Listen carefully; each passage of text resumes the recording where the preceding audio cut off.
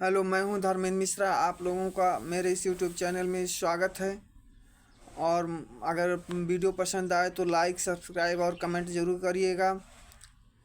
और मैं आप सभी लोगों को आज टेंस के बारे में बताना चाहूँगा। सबसे पहले बताना चाहूँगा टेंस कितने प्रकार के होते हैं। टेंस तीन प्रकार के होते हैं: प्रेजेंट टेंस, वर्तमान काल, पास्ट टेंस भूतकाल तथा फ्यूचर टेंस भविष्यत काल। उसके बाद मैं बताना चाहूँगा कि प्रत्येक टेंस के चार भाग होते हैं। पहला इंडिफिनिट, दूसरा कॉन्टिन्यूअस, तीसरा परफेक्ट, चौथा परफेक्ट कॉन्टिन्यूअस टेंस आदि। इसके बाद मैं प्रेजेंट इंडिफिनिट टेंस का सर्वप्रथम जिक्र करना चाहूँगा, जिसका हिंदी होता है वर्तमान अनिश्चित काल। इसका आइडेंटिफिकेशन है।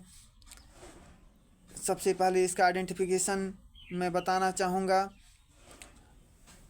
इस टेंस के अंत में प्रायः ता है, ती है, ते हो आदि आते हैं तथा वर्तमान समय में कार्य का होना पाया जाता है।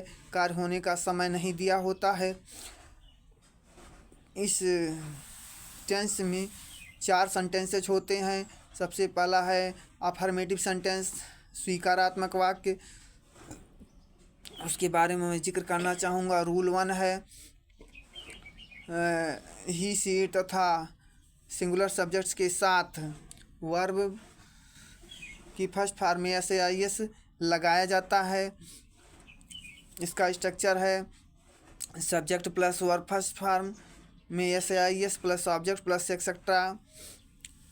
उसके बाद में मैं आप सभी लोगों को इसका एग्जाम्पल बताना चाहूँगा।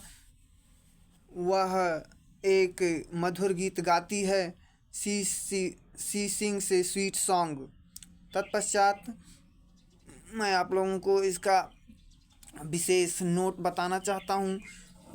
जिन साधारणतया वर्ब्स के अंत में यस ही लगता है, लेकिन जिन वर्ब्स के अंत में ओ, डबल एस, सी एच या एक्स आदि आए, उसके अंत में यस का प्रयोग होता है। For example, search, S E A R C H, search plus E S equals to searches. Go plus E S equals to goes.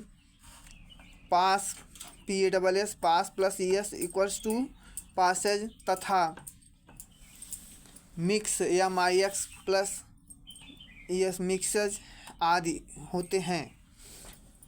उसके बाद में मैं रूल 2 का जिक्र करना चाहूँगा। आई यू बी दे तथा प्लूरल सब्जेक्ट्स के साथ वर्ब की फर्स्ट फॉर्म का ही प्रयोग किया जाता है, लेकिन वर्ब की फर्स्ट फॉर्म में एस आई एस नहीं लगाया जाता है। सबसे पहले मैं इसका स्ट्रक्चर बताना चाहूँगा। Subject plus verb first form plus object plus etcetera. For example, वे खेल के मैदान में खेलते हैं। They play in the playground. Understand. उसके बाद में मैं आप सभी लोगों को बताना चाहूँगा निगेटिव सेंटेंसेस के बारे में।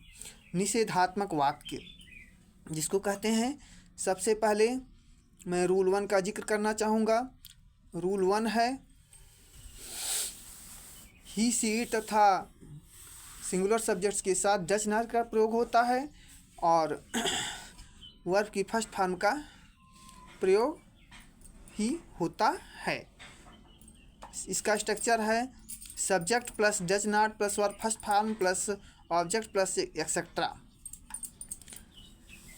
इसका एग्जाम्पल है वह घर नहीं जाता है।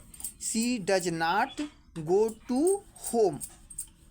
उसके बाद रूल 2 का जिक्र मैं करना चाहूँगा। आई यू बी दे तथा प्लूरल सब्जेक्ट के साथ डू नॉट का प्रयोग होता है तथा